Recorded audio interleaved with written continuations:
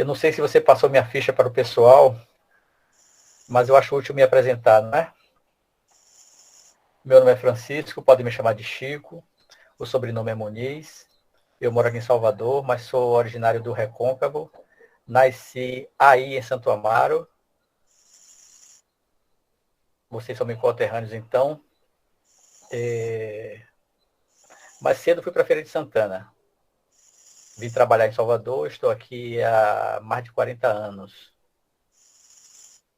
E aqui eu me dediquei ao espiritismo para valer, mas conheci a doutrina em Feira de Santana na juventude. Interrompi um tempinho, mas retomei os estudos no final dos anos 90 e não parei mais. E o que eu faço é me apaixonar continuamente por essa doutrina esclarecedora, libertadora, e minha paixão maior, como o Alberto já sabe, é o Evangelho. Jesus é o nosso guia, é o nosso modelo, e é o grande estímulo de cada um de nós para vencer a nós mesmos e seguir na marcha o quanto possível triunfal até a evolução definitiva, que é, na verdade, impossível, né? Estamos sempre a caminho. Nunca chegaremos à perfeição máxima proposta por Jesus. Ele também está perseguindo esse mesmo objetivo, porque o parâmetro é inalcançável, é Deus. Então, só nos resta marchar. E aqui estamos. Nosso tema hoje é a frase de João Evangelista, fala no evangelho dele, não acrediteis em todos os espíritos. E essa frase dá título a um tópico do capítulo 21 do Evangelho segundo o Espiritismo, intitulado Haverá falsos cristos e falsos profetas. E esta é uma razão pela qual Jesus diz que nós devemos orar e vigiar constantemente para não cairmos em tentação. Porque ele disse que haverá outros cristos, naturalmente falsos, e outros falsos profetas que poderão realizar grandes feitos, e esses grandes feitos poderão fazer perder os próprios escolhidos, mas ele faz um adendo, se isso fosse possível, então aqueles que são os escolhidos têm todo o amparo celestial, estão protegidos dessas ameaças. Mas, se nós não estivermos vigilantes, poderemos tomar uma queda fragorosa. E temos que nos precaver com relação a isso. E nesse tópico do capítulo 21 do Evangelho,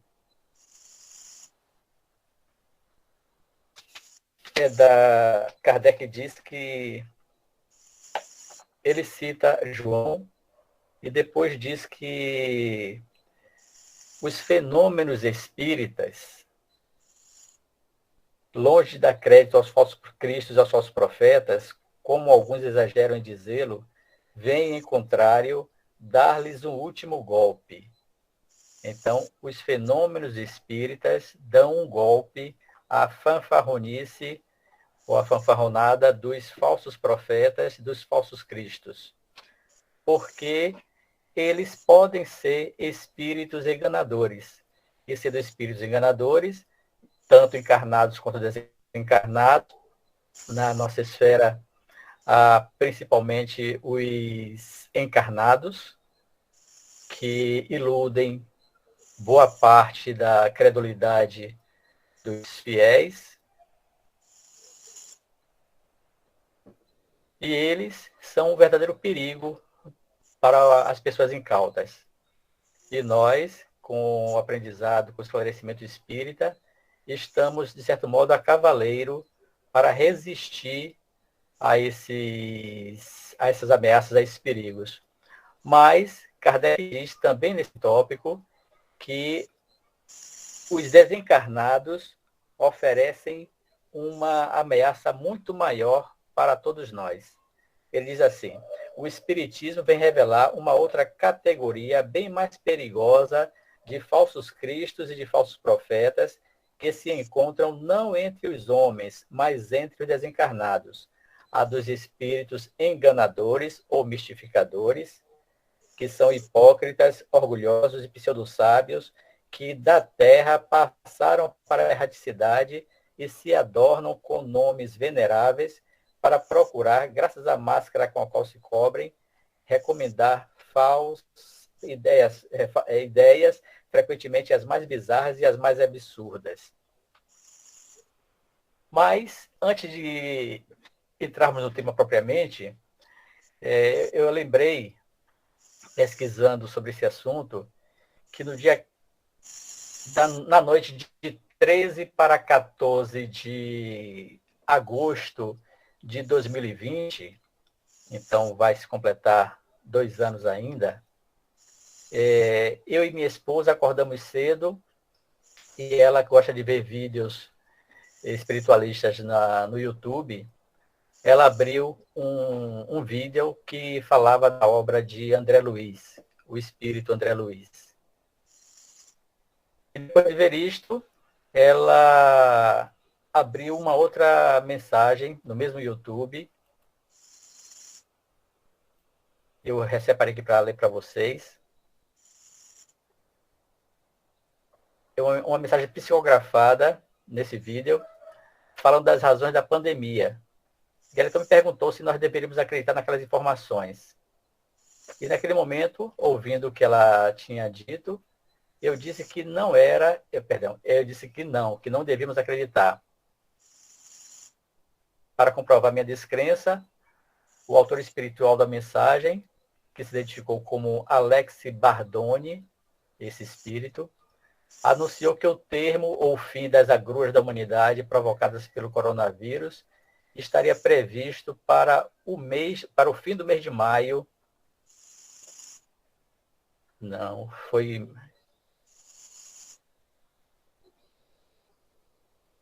Há uma confusão aqui. O sonho, quer dizer, a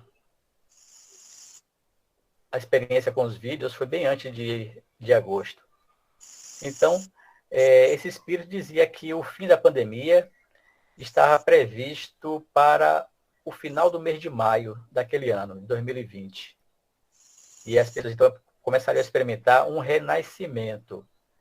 Aí vimos 2 erros nessa mensagem desse espírito. O primeiro foi ele falar ou colocar uma data para o fim da pandemia. Os espíritos superiores não fazem isto. Kardec, lá no livro dos médiuns, diz que uma das maneiras de enxergarmos, de identificarmos a condição de certos espíritos é o interesse deles em nos enganar com relação a datas. Então, tudo decorre da ação do homem, primeiramente. Quando o homem está devidamente esclarecido e se dispõe a cumprir a vontade de Deus, então o homem, determina a data de início ou fim de suas agruras, de suas propostas aqui na Terra. Os espíritos respeitam o livre-arbítrio de nossa parte, mas isso não acontece com os espíritos inferiores que querem nos enganar. Então, eles determinam datas, horários, dias específicos para certos acontecimentos. E, ao fazerem isto, nós já ficamos de sobreaviso. Os espíritos superiores, não fazem isso. Então, se há quem faça isso, esses espíritos não merecem confiança alguma, não merecem crédito de nossa parte. Então, devemos desconfiar daquilo que estão nos dizendo. E o segundo erro que vimos na mensagem que minha mulher observou foi o fato de... Deixa eu ver aqui, recuperar a informação. De falarem em renascimento das pessoas que estamos passando por essa experiência. Então, muito se falou sobre isso. A pandemia veio para modificar as pessoas. Haveria uma certa elevação espiritual das pessoas que estejam passando pela pandemia. Todos nós na humanidade, de modo geral. Mas isto também é falso. Muito falso. Porque todo o trabalho de renascimento exige necessariamente, pela nossa compreensão, de acordo com os estudos espíritas, a reencarnação. Então, não haveria nenhum renascimento da noite para o dia. A própria pandemia não teria esse caráter. Mas, se houvesse a possibilidade de mudança, isso acontece, o efeito, bem vagarosamente, não da noite para o dia, não em função de um acontecimento, digamos assim, marcante na história da humanidade. Porque o espírito precisa passar pelas experiências a que ele se submete no mundo antes de sua reencarnação. Ele escolhe passar por essas experiências dolorosas com vista ao seu crescimento e não a um renascimento enquanto ele está encarnado. Então, desencarnando aqui e voltando à carne, é que ele poderá experimentar, nesse renascimento, uma possibilidade de melhoramento. Por enquanto, ficamos como nos encontramos. Então, o trabalho de autossuperação, o trabalho de renovação íntima, é paulatino, constante e não se dá de um momento para o outro. Então, alguns espíritos se valem de médios desavisados para passar suas mensagens que, por conta da ignorância desses médios, passam como verdadeiras. E isso leva à confusão. Mas a confusão não persiste junto àquele que está se esclarecendo. E o Espiritismo, então, como diz Allan Kardec aqui nesse tópico do Evangelho, permite que nós, o Espiritismo permite que nós compreendamos o que está sendo nos oferecido e saibamos discernir, ou seja, separar o joio do trigo. O joio não é bom. O trigo é a parte boa que deve ficar conosco. Então, nós estamos à mercê de todo e qualquer espírito. Há espíritos de toda classe, como há homens de todo tipo. Estamos todos sob a influência deles. Todos nós estamos. Não há um só que escape dessas influências. Mas aquele que se esclarece tem possibilidade de selecionar as informações e as companhias que eles possam atrair. Então, lá no Livro dos Espíritos, Kardec nos fala da questão 459, perguntando se os espíritos podem influenciar o nosso pensamento. E os espíritos superiores disseram que sim, eles podem nos influenciar e mais ainda, eles podem controlar o nosso comportamento sem que nós tenhamos conhecimento disso. E as obsessões são um grande exemplo disso. E aquele que se deixa ludibriar por um falso profeta, tanto encarnado quanto desencarnado, está passando por uma obsessão momentânea.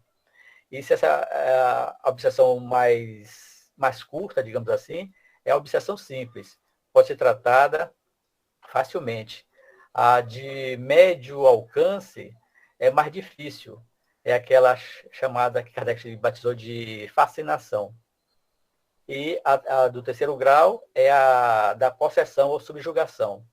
Essa é complexa por demais. Mas a subjugação a fascinação faz contato com a vaidade do médium, que todos nós somos médios.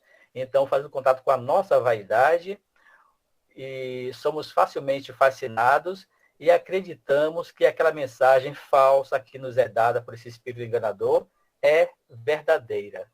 E demoramos até voltar ao controle de nós mesmos, a ter o discernimento próprio, a que Kardec nos coloca como necessário para estarmos bem e livres dessa influência nefasta.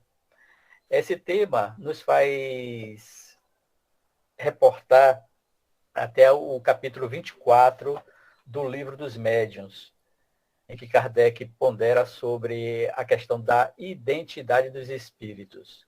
Nós não sabemos com quem estamos lidando espiritualmente. Isso, de certo modo, é impossível saber. Kardec diz que só temos uma maneira de identificarmos este ou aquele espírito que se aproxima de nós, ditando uma mensagem, atraindo nossa atenção, por assim dizer. E essa única maneira é a linguagem que os espíritos utilizam para se fazerem compreender por nós. Então, se for um espírito sério, ele vai dar uma mensagem objetiva. Se for, vai nos enganar com mensagens bonitas, mas sem conteúdo algum. Terá apenas a forma, mas no teor não há nada para ser aproveitado. É interessante que na Revista Espírita, de 1859, Kardec utiliza números ou estatísticas para falar da pouca credulidade que alguns espíritos merecem de nossa parte.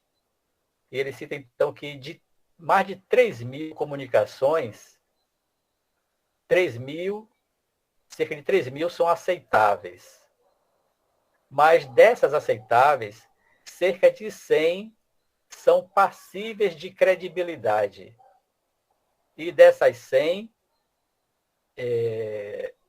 umas 30 mais ou menos, ou 330 mais ou menos, que corresponderia a 1% quase das comunicações totais, é que merecem ser realmente publicadas.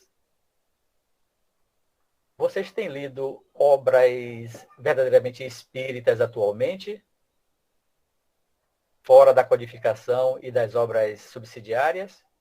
É bem difícil a gente encontrar obras espíritas realmente nas livrarias espíritas. Nós vemos muitas vezes romances, ou seja, livros mediúnicos.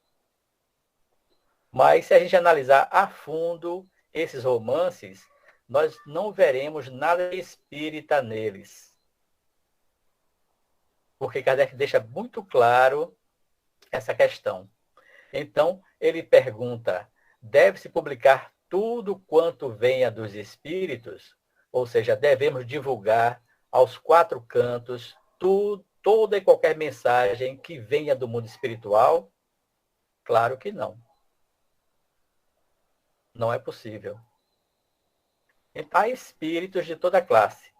E há espíritos que querem transmitir uma boa mensagem, mas esses espíritos nem sempre encontram um médium em condições de recepcionar sua mensagem. Essa é que é a verdade. E vemos que há muitos médiuns por aí afora. Kardec diz que todos nós, todos os homens, somos médiuns em menor ou maior grau. Aqueles que são médiuns em maior grau têm a mediunidade ou a faculdade mediúnica ostensiva. Mas a grande parte não tem essa mediunidade ostensiva, mas intercambiam com espíritos da mesma forma, pela via intuitiva.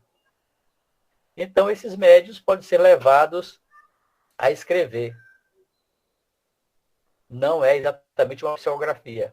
Mas, sendo uma psicografia, o médium que não esteja devidamente esclarecido vai ter condições de verificar se esse espírito que está ali, utilizando sua mão para psicografar é um espírito realmente sério. Se ele não tem o estudo, não tem a condição de perceber, de identificar. E vai se deixar enganar. E seu trabalho será também questionável. Aqui em Salvador, uma vez, lá na casa de oração Bezerra de Menezes, nós recebemos uma visita de uma médium que veio do interior e trazia um trabalho que nos apresentou com a intenção de publicar, transformar em livro. E me pediu que desse um parecer. Eu li todo o trabalho e vi que o espírito estava apenas testando a mediunidade dessa moça. Então eu me lembro, nós sabemos da história de Divaldo Franco, ele realizou uma série de psicografias por Joana de Ângeles e outros espíritos, e quando Joana tomou o controle da situação, disse para ele rasgar e queimar todas aquelas mensagens. Divaldo ficou indeciso, porque eram mensagens muito bonitas, mas Joana disse que tudo aquilo era apenas um teste, porque o trabalho real ainda iria começar. Então, meio contrariado, ele cumpriu a vontade da mensageira ou da benfeitora e queimou todas aquelas mensagens. Hoje, a obra de Joana é indiscutivelmente o carro-chefe do trabalho de Divaldo Franco. É uma obra inatacável. Mas, então, no começo, ele estava em treinamento. E esses médios que recebem uma comunicação ou outra, uma psicografia ou outra, já querem publicar como se fosse um trabalho importantíssimo. Isso, então, não é mesmo aceitável, porque falta o principal a esses médiuns. Kardec diz, lá no Livro dos Espíritos, no Livro dos Médiuns, que o controle sobre essas comunicações deve ser feito pelo bom senso, pela coerência bom senso, coerência, que outra palavra que eu esqueci. E se o médium não for capaz de exercer esse controle, o espírito vai fazer acontecer junto a ele. Então ele precisa estudar bastante a doutrina. E a doutrina espírita, embora nós a estudemos, é bem difícil nós compreendê-la, nós a compreendermos integralmente. Falta muito ainda para compreendermos tudo que Kardec passou para nós. E ele não passou tudo, ele não teve tempo de passar tudo. A doutrina ainda é uma obra aberta. Ele diz que a doutrina vai acompanhar a ciência, passo a passo, e se modificar naquilo em que a ciência diga que ela está equivocada. Graças a Deus, isso ainda não aconteceu. Mas nós somos os herdeiros de Allan Kardec. E temos o dever impostergável de observar com seriedade o estudo que nós fazemos do Espiritismo para compreendermos todas essas lições, para não vendermos gato por lebre por aí afora. Isso quer dizer que temos uma responsabilidade imensa sobre os ombros. Então, devemos ouvir e meditar profundamente essa frase de João. Não acreditemos em todos os espíritos. Todos os espíritos nos merecem todo o respeito, toda a consideração. Mas estamos tratando de uma ciência. O espiritismo não é apenas uma religião, é principalmente uma ciência que nos chama ao estudo sério para que, esclarecidos suficientemente, nós tenhamos condição de identificar, por nosso esforço, quem é que está no nosso campo mental, quem é que nos oferece a companhia, quem é que nos chama a essa cooperação com eles. Então, lembramos que Sócrates, um pouco depois de Sócrates, Paulo de Tarso, disse que devemos examinar tudo que nos chega ao conhecimento e só aceitar, só ficar com o que é bom. Examinai tudo, disse ele, e retende o que é bom. Mas para identificarmos o que é bom, temos que examinar com toda a proficiência aquelas informações que nos chegam. Como fazer esse exame? Sem estudo, não dá. E não basta estudar somente o Espiritismo. Mas é preciso, nesse aspecto, eu digo que o Espiritismo é uma ciência auxiliar de todas as outras ciências. Então, vamos estudar, junto com o Espiritismo, a filosofia, a biologia, a antropologia, para entender as relações entre os homens, e tudo isso porque estamos diante de um movimento que trata de dois mundos paralelos.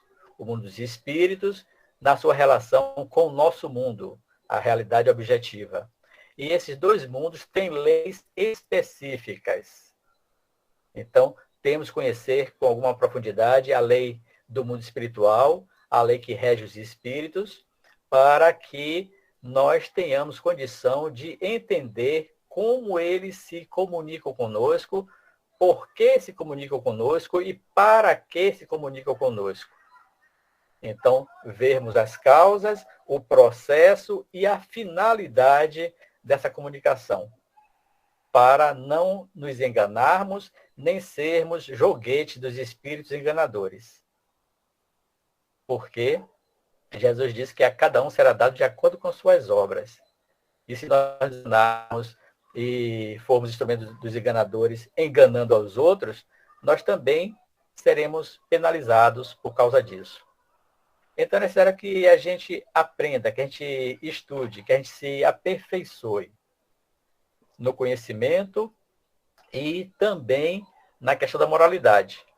Porque os espíritos enganadores não conseguem enganar espíritos moralizados, estejam eles encarnados ou desencarnados. Então, aquela história da... Como eu posso dizer?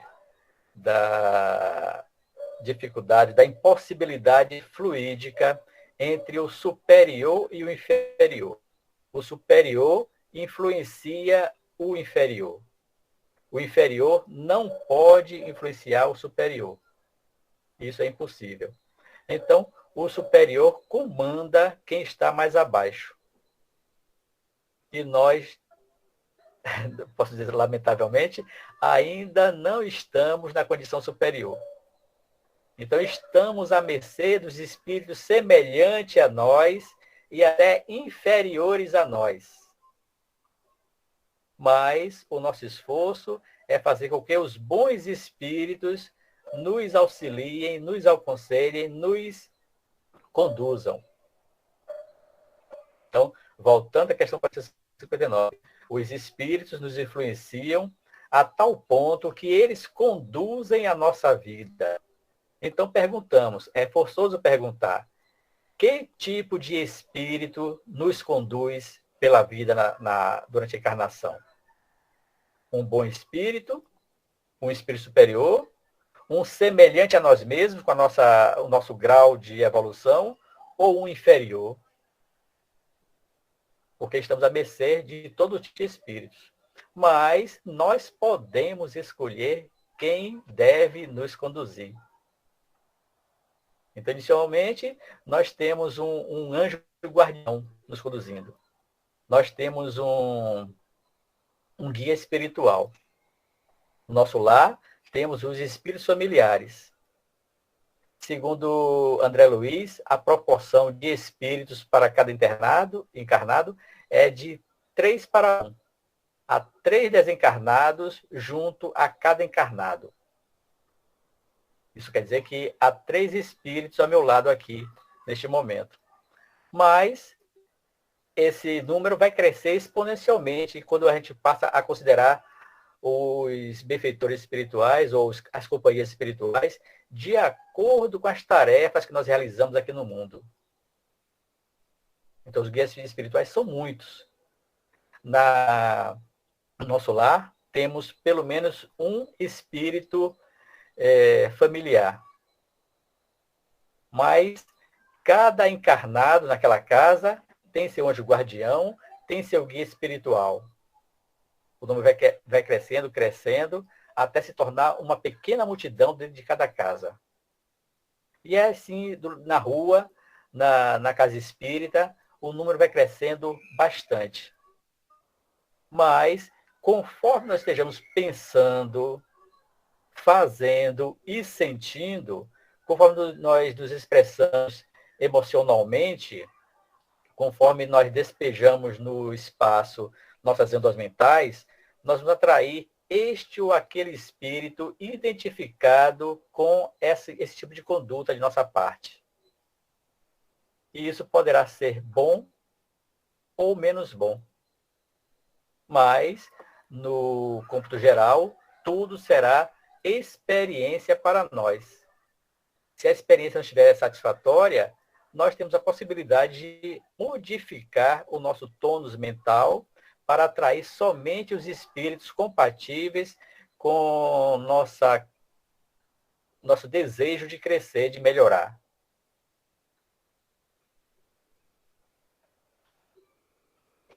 Não acrediteis em todos os espíritos. E João diz, mas vede se eles vêm de Deus. Como ver se um espírito vem de Deus? Então Jesus diz, é pelos frutos que se conhecem as árvores. Uma árvore má não pode dar bons frutos. Uma árvore boa não dá maus frutos. Então, nós observamos os espíritos por sua linguagem, por sua manifestação junto a nós. Na sala mediúnica, é facílimo, até certo ponto, coloquemos entre aspas esse facílimo, identificarmos os espíritos por sua linguagem. E vimos então na sala mediúnica 3 tipos de espíritos, por assim dizer. Primeiro, os benfeitores. Geralmente os mentores dos médiuns psicofônicos. Identificamos a linguagem deles, reverenciamos essa linguagem e dizemos que eles vêm da parte de Deus, porque estão ali para nos ajudar.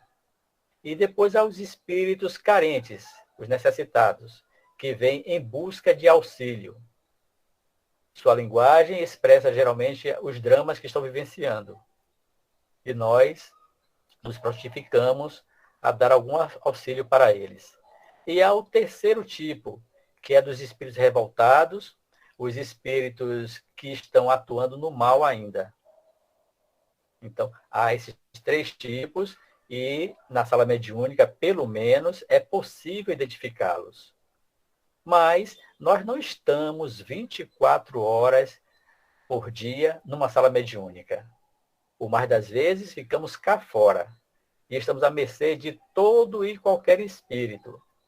E mesmo que estejamos tentando manter uma sintonia com os bons espíritos, às vezes nós damos brechas para que os espíritos enganadores, mistificadores, se aproximem de nós.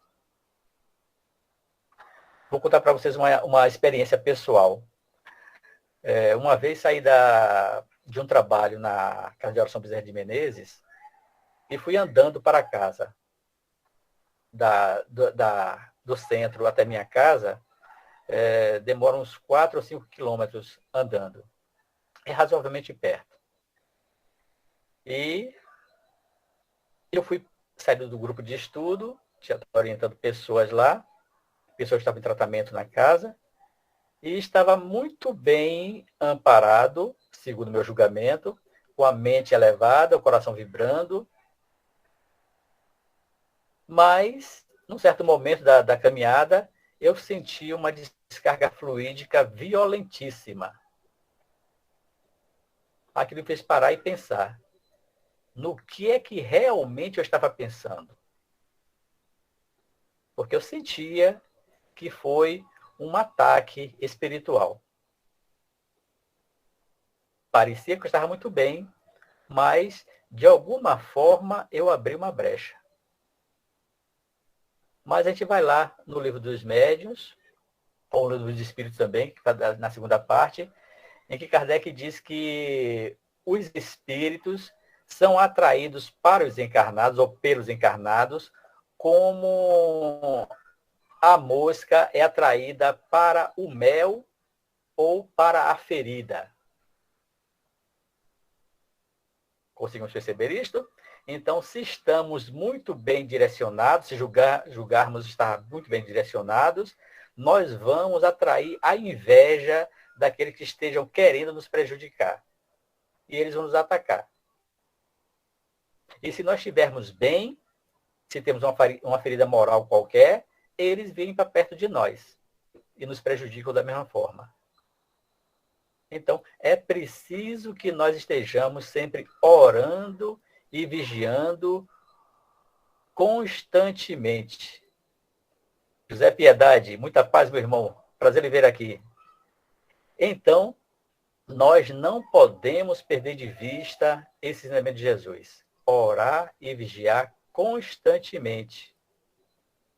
Porque, numa outra passagem do Evangelho, ele diz que nós não sabemos que hora vem o ladrão.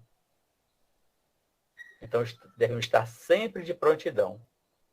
Não sabemos em que momento da nossa vida nós poderemos ser atacados. E podemos ter vários sinais a respeito disso. Os sonhos são ótimos para isso. Nos indicam como é que nós estamos espiritualmente.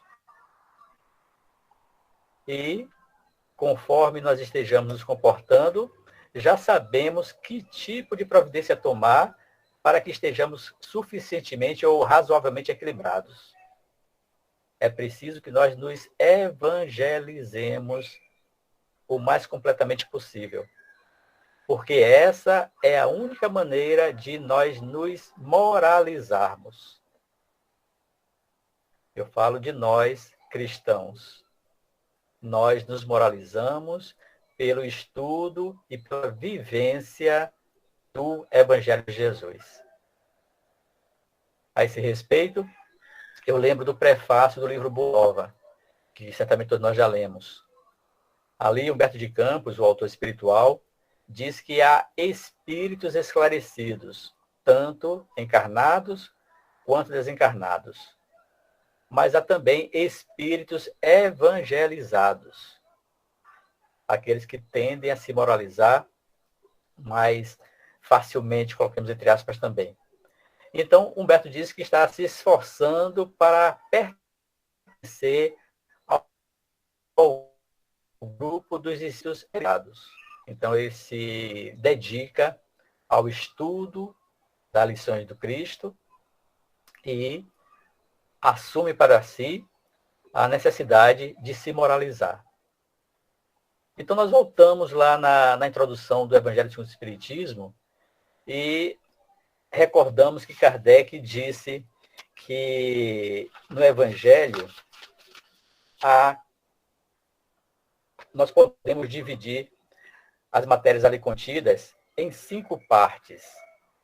Os atos comuns da vida do Cristo, os milagres, as profecias, as palavras que serviram para o estabelecimento dos dogmas da Igreja e o ensinamento moral. E ele pondera, se as 4 primeiras partes foram objeto de controvérsias, a última se manteve inatacável. Essa última parte é o ensinamento moral do Cristo. Não se pode atacar essa parte. Porque na história da humanidade jamais apareceu um código de moral tão perfeito quanto esse que Jesus nos apresentou. Então, nossa grande necessidade evolutiva hoje, passa necessariamente pelo conhecimento e pela vivência do Evangelho de Jesus, na parte moral. Eu costumo pensar que o mundo está num processo de cristianização. Ou seja, o cristianismo precisa ser conhecido por toda a humanidade. Mas esse processo vai desaguar num outro que o espírita já está percebendo, que é o da cristificação. Nós, os trabalhadores da última hora, estamos sendo chamados para também nos espelharmos no Cristo para um dia correspondermos a tudo que ele fez e ensinou, exemplificando aqui na terra. Porque ele disse, vós sois deuses, podereis fazer tudo o que eu fiz e muito mais. Então, não basta apenas a gente acreditar nisso. Nós temos que ir além da crença e estar convictos, com plena certeza, de que nós temos esse potencial. Se nós somos deuses, é porque temos a potência divina em nós mesmos. E nós podemos fazer tudo o que o Cristo fez. Mas só faremos essas coisas quando conhecermos a nós próprios. E o Espiritismo vem nos ajudar nessa tarefa. Uma tarefa impostergável. E nós estamos 2000 anos atrasados nesse processo. Ou, para minimizar um pouquinho a problemática, nós estamos há quase 200 anos atrasados, em razão da revelação espírita. Então, hoje nós temos que fazer muito mais esforços do que ontem, para que amanhã esses esforços correspondam aos nossos anseios de hoje. Então, eu penso que avancei no tempo, não é, Alberto? Avancei e devo ficar à disposição de vocês agora. Sou todo seu. Podem fazer de mim gato e sapato.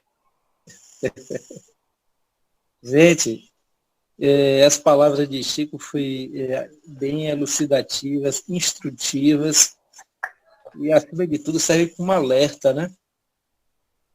Para que a gente estude mais, porque a única coisa que vai fazer com que a gente descubra se as mensagens ou as nossas companhias espirituais são boas é através do discernimento e do estudo. Então, Chico, suas palavras são muito importantes, o que você falou, né? Me serviu de alerta sobre essa questão das informações espirituais e das nossas companhias. Quem são nossas companhias espirituais? Quem estão nos atraindo para o nosso lado? Né? Então, isso serve como um alerta. E nós ficamos gratos pelas suas palavras. Viu? Gente, está aí à disposição. Quem quiser fazer perguntas, fazer algum acréscimo, fica à vontade. Alberto, boa noite para as meninas, né? Boa noite para os meninos. Boa noite, Piedade. Eu preciso de um esclarecimento antes de tudo, né? Nós temos aqui um Francisco na sala de Chico ou temos um Chico na sala de Francisco? Os dois. Estão integrados. Prazer ele veio, Chico. Obrigado, Piedade. Mas eu digo uma palavrinha só. Biscoito piraquê. Exatamente. Meu querido, eu cheguei um pouco... Eu esqueci que tinha mudado o horário, depois cheguei um pouco depois. Aí depois que eu vi, que eu me lembrei que tinha mudado o horário. Mas ouvir Chico é muito bom, seja o que está... O de Uberaba, seja daquele de Peri Santana, sempre é bom ouvir o Chico. Agora, Chico, aproveitar sempre para lhe fazer só uma pergunta, né? Que já até falou aí da questão do joio, do trigo. E tem muito a ver realmente com o reconhecer, né, os falsos cristos, os falsos profetas. E recentemente, a minha mente silenciosa, né, como eu costumo falar, me chamou e falou assim, não adianta muito separar o joio do trigo quando nós ainda não sabemos o que fazer com um e com o outro. O que você tem a dizer sobre isso? Olha, na parábola, o Cristo é enfático, não é? A seleção do joio é durante a colheita do trigo. Então, após a colheita é que será feita a separação.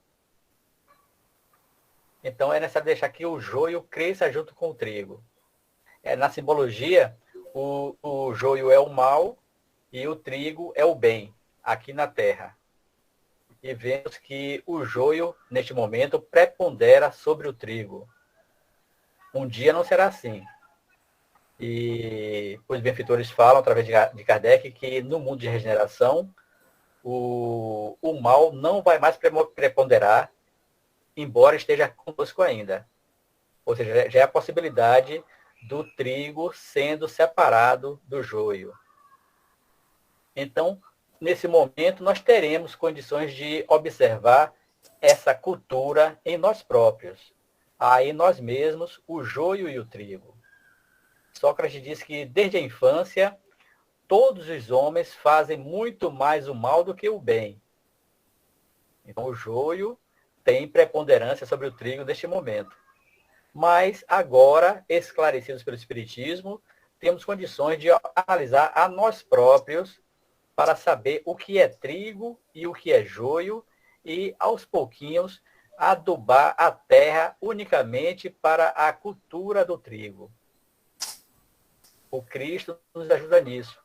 Os bons amigos espirituais estão nos cooperando conosco nesse processo. Mas todo o esforço, todo o trabalho é nosso. Embora identifiquemos esse processo, se nós não quisermos trabalhar, se nós nos recusarmos a trabalhar, o joio vai preponderar em nós. Porque não basta não fazer o mal. É facílimo não fazer o mal. Basta ficar em casa sentadinho em frente à TV. Julgaremos que não estamos fazendo mal. Mas é preciso, é imperioso fazermos o bem. E para fazer um bem, nós temos que sair de nossa zona de conforto. Temos que sair de casa. Temos que ir na direção do outro. Só assim nós provaremos que somos realmente discípulos do Cristo, fazendo o bem incondicionalmente, incessantemente. Isso que eu respondi, Piedade. Muito obrigado. Um dia eu serei pão. Isso mesmo.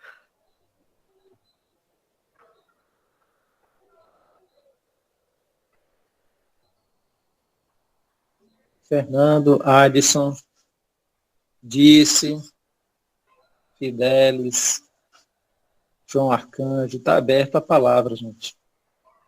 Vamos tirar as dúvidas.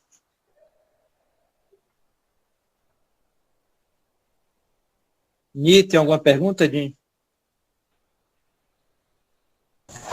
Não, cheguei um pouco atrasada, pedi um pouco da palestra. Vou ouvir vocês. Obrigada. Ô Chico, eu tenho uma pergunta aqui para fazer, tirar as dúvidas, né? Eu digo assim, o que é preciso, né, dentro daquilo que a gente conversou no início, né? Um centro espírita, ele começar com atividade mediúnica, o que é preciso para que se estruture uma equipe, né, que comece a trabalhar com os espíritos? O que é necessário para que a gente também não caia, né, nesse engano da espiritualidade? Os espíritos dizem que é necessário identificar pelo menos um médium no grupo.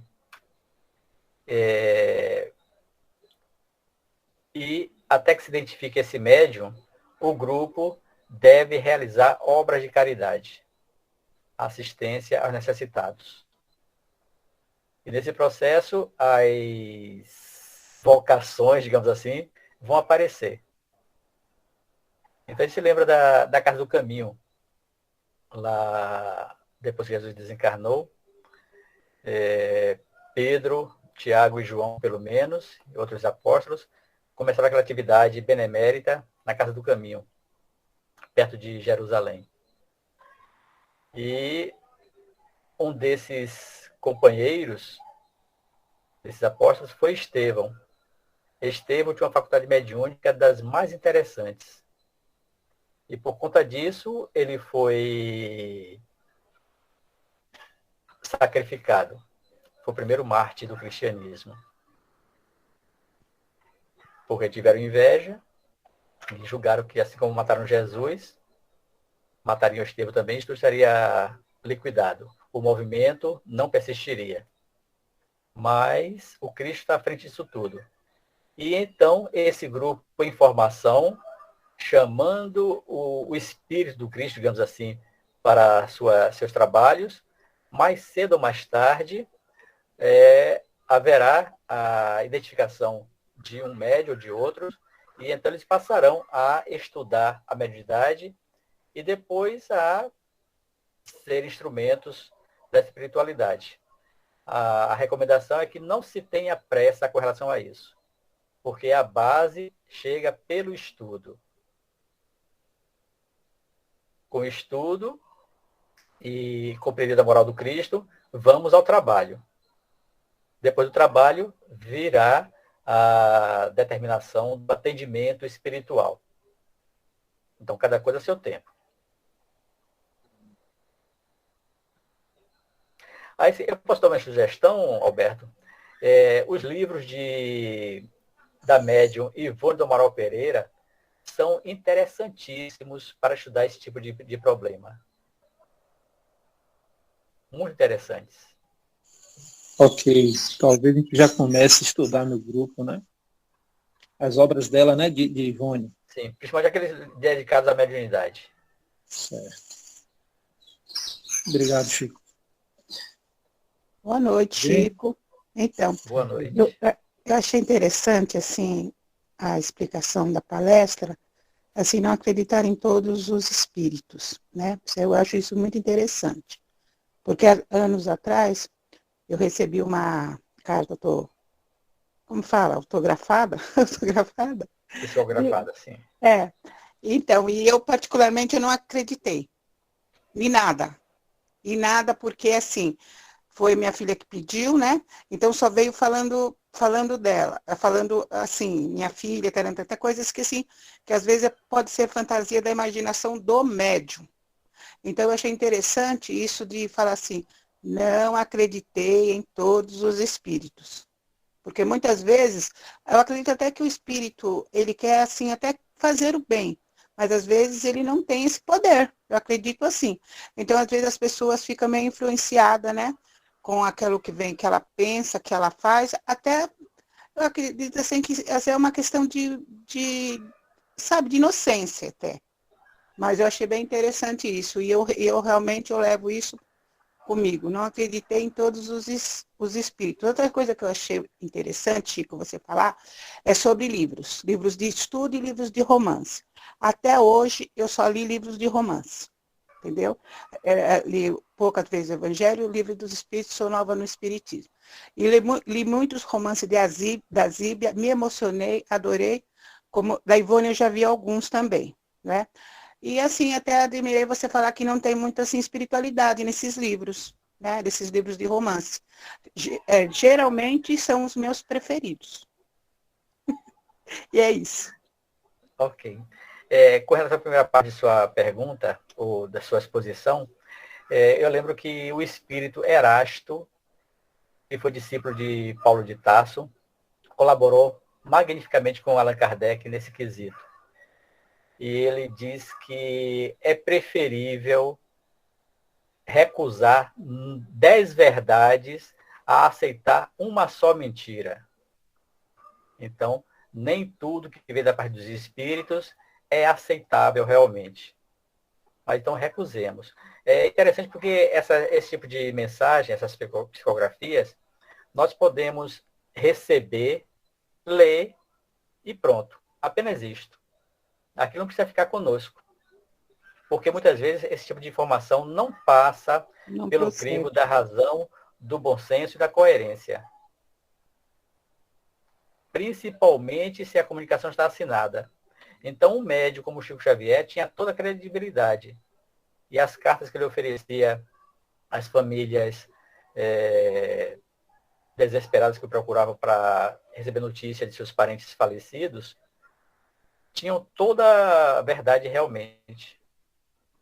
Ele tinha essa credibilidade. Mas a questão não é propriamente o médium, mas o espírito que se comunica por certos médiuns.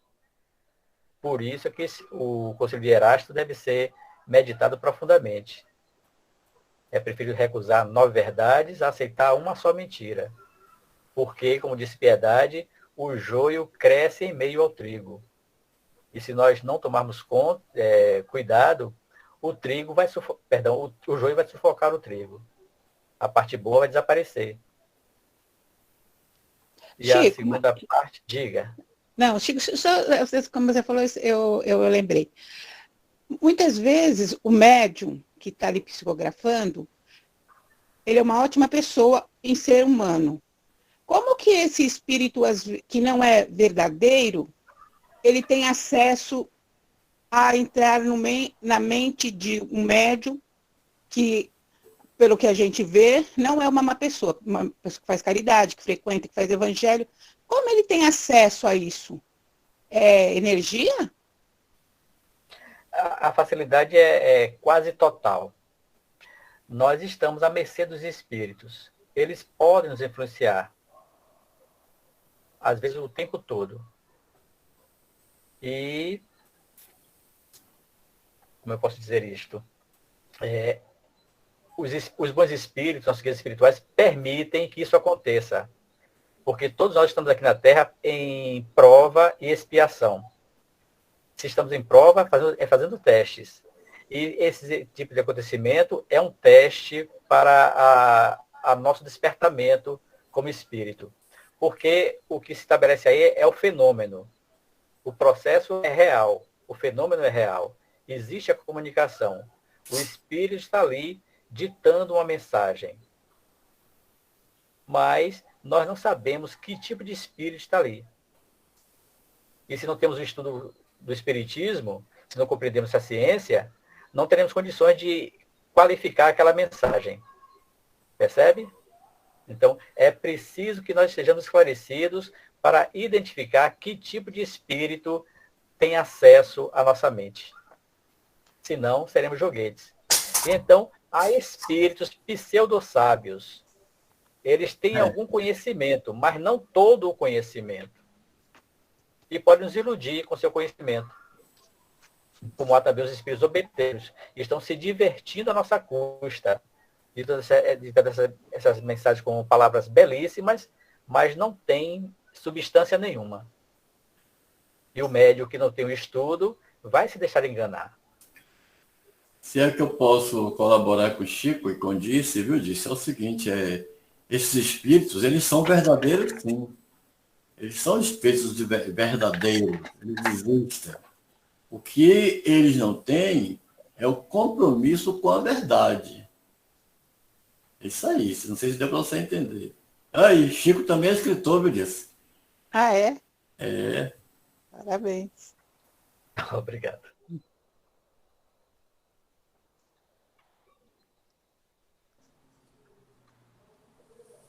Fernando, meu amigo, você tem alguma pergunta, algum complemento, meu amigo? Não, muito obrigado. Não tem pergunta, não. Mas, boa noite, Chico. Boa noite, Boa noite, Fernando. Interessante para esse trabalho na mediunidade, a importância, como foi destacado aí, é o estudo. Né? Sempre. Como a base principal. E por quê? Porque aqueles que procuram exercer uma missão de caráter mediúnico, essencialmente falando, o que deve fazer? Deve se cuidar. Né? Se cuidar para investigar esses intercâmbios espirituais, que são comuns. Né? Mas eles têm que estar conscientes, os médicos, têm que estar, os médicos, de modo geral, têm que estar conscientes das responsabilidades de se manterem o quê? Equilibrados. Né? Equilibrados como? Emocionalmente e moralmente. É um trabalho árduo, é um trabalho constante. Né? É aquela vigilância e oração que Jesus propôs. Por quê? Porque dentro desse equilíbrio emocional e moral, vão promover cada um de nós um trabalho harmônico, devidamente sério, devidamente respeitoso e proficiente. Né? Essa é a meta. É um trabalho de formiguinha, mas tem que ser trabalhado. Né? Se o indivíduo quer realmente manter esse intercâmbio com os amigos espirituais. Né? De uma maneira séria, de uma maneira concisa, porque temos que saber que nós estamos burilando, né? Nós estamos lá pegando a nossa pedra bruta. E o trabalho da mediunidade, de uma forma geral, se levado a sério, é benéfico, é instrutivo, é construtivo, né? Então, alguém pode perguntar qual é o trabalho do médium? O trabalho do médium é muito simples. É varrer uma casa, é servir botar água no copinho, né? Fazer um atendimento fraterno. O trabalho do médium é fazer aquela conexão com o nosso colega não, perguntando como é que vai, dar um bom dia, essas coisas assim. Né? Esse é o trabalho mediúnico, que tem que ser levado a sério. Seja para varrer uma casa, seja para assinar um documento. Né? Muito bom, Fernando. Obrigado. Gente, alguém tem mais alguma pergunta? Temos aí uns 10 minutinhos ainda. Se não tiver, tem? Eu queria pegar o gancho de Fernando, né, e fazer a última pergunta, viu, Chico? Certo. Aproveitando a questão do médium, né, que ele falou aí muito bem do papel do médium, né? Do trabalho simples, humilde, mas qual o papel do médium na sua mediunidade na casa espírita ali, na comunicação? Qual o papel do médium na comunicação espírita, na casa espírita? Essa pergunta é interessantíssima. Uma vez eu me preocupei em responder essa questão a partir de uma provocação de uma pessoa na assistência à nossa casa. Nós tínhamos um trabalho de sextas-feiras em que fazíamos exposição do tema do Evangelho e permitimos que as pessoas da assistência fizessem perguntas. E uma das perguntas foi essa, uma certa vez. Qual o papel do médium? Então, eu desenvolvi essa questão estudando a palavra de Allan Kardec e outros espíritos também, outras obras, André Luiz, por exemplo, e Ivone Pereira, Divaldo. E cheguei a 3 considerações. Primeiro, o papel do médium é de ofício. Papel ofício. Ele vai fazer um trabalho quase que burocrático na recepção das mensagens dos espíritos para a transmissão dessa mensagem aos encarnados. Depois, ele tem a função do papel mata-borrão. Ele recebe as impressões dos espíritos, suaviza essas impressões com seu fluido animalizado e transmite seu fluido para o espírito se sentir melhor. E tem outro papel, que eu não me lembro qual é agora, só observando o texto. Mas então seriam 3 tipos de papel, ou 3 papéis que o médium desempenharia na sua função junto aos espíritos. Mas, principalmente, o papel do médium é ser intermediário dos espíritos junto aos homens. Os espíritos se comunicam com os espíritos, ou seja, os encarnados desencarnados se comunicam com os espíritos e alguns desses espíritos estão encarnados. E para que eles possam se fazer entender pelos encarnados, eles precisam do médium. O médium, então, faz esse papel intermediário entre a inteligência desencarnada e a inteligência encarnada, para que haja a verdadeira compreensão. Então, na nossa modesta compreensão, seria esse, principalmente, o papel do médium na comunicação espírita. É de alta responsabilidade, né? Por isso que exige do médium estudo. Porque estamos em fase de uma ciência. Sem compreender os mecanismos dessa ciência, nós não chegaremos aos objetivos propostos. Gente, já estamos chegando aí ao final, né? Passou rápido, o bate-papo foi bom, as palavras de Chico é bem atrativas, né? Prende a atenção da gente, o tempo voou que a gente nem sentiu. Chico, nós queríamos que você fizesse as considerações finais e se você poderia fazer a prece no final. Está bem. todos nós somos auxiliares do Cristo, cooperadores. Nós renascemos com essa finalidade. Não é por acaso que nós escolhemos, entre aspas, a doutrina espírita. Nós estamos estudando essa doutrina por deferência do próprio Cristo e também por misericórdia de Deus, que se compadeceu de nossa condição e nos conduziu para este meio, para que nós tivéssemos condições de apressar nossos passos no caminho do progresso espiritual. Então, é uma oportunidade inigualável que nós não devemos desperdiçar. Os espíritos estão ao nosso lado querendo cooperar conosco, mas nem sempre nós cooperamos conosco mesmos. E por isso não cooperamos com eles e dificultamos a cooperação deles para conosco.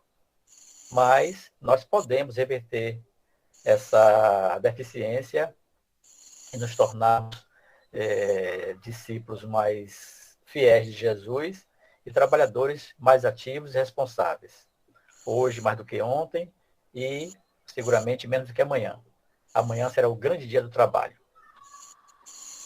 Então vamos agradecer a Deus, fechando os olhos,